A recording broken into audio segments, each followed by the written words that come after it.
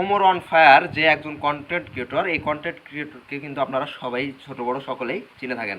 আসলে তিনি এই যে বন্যা কবলিত এলাকায় গিয়েছেন ত্রাণ দেওয়ার জন্য।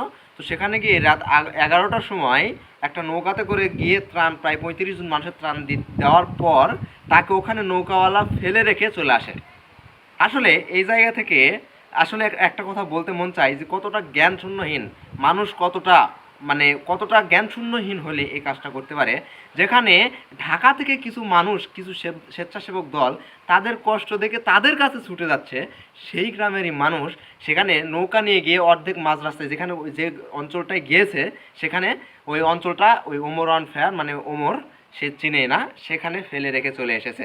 আসলে এই জায়গা থেকে বোঝা যায় মানুষ কতটা নির্দয় নির্মম হইলে এই কাজগুলো করতে পারে। পরবর্তীতে ওখানকার কিছু ছেলে পেলে ওমরকে চিনতে পারে, যার কারণে সেখান থেকে সে বেঁচে ফিরে। কিন্তু সেখানে যদি ওখানে ওই ছেলে পেলেকে যদি না পাইতো কি হইতো?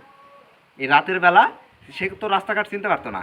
তাহলে এখান থেকে তাদেরকে হেল্প করার জন্য গিয়ে সে প্রতিদানটা যদি গ্রামের মানুষ, সে অঞ্চলের মানুষ এইভাবে সেই প্রতিদানগুলো দেয়, সে নৌকার ভাড়া কিন্তু দিয়ে দিয়েছিল, তারপরও তাদেরকে ফেলে রেখে চলে এসেছে। আসলে এরকম নির্দয় নির্মম কাজগুলো করলে আমাদের স্বেচ্ছাসেবক টিম যেগুলো গেছে বন্যার মানুষদের উদ্ধার করার জন্য, তারা কিন্তু অনেক অবহেলিত হবে এবং তারা প্রতারিত হবে, এবং পরবর্তীতে কোনো সমস্যা হলে তারা কিন্তু আর এগোতে চাইবে না। তাই আপনাদের প্রতি আকুল আবেদন, আপনারা এরকম কাজ থেকে বিরত থাকবেন এবং যারা স্বেচ্ছাসেবক টিম আমাদের এই দিক থেকে যাচ্ছে তাদেরকে অবশ্যই সহায়তা করবেন। ধন্যবাদ।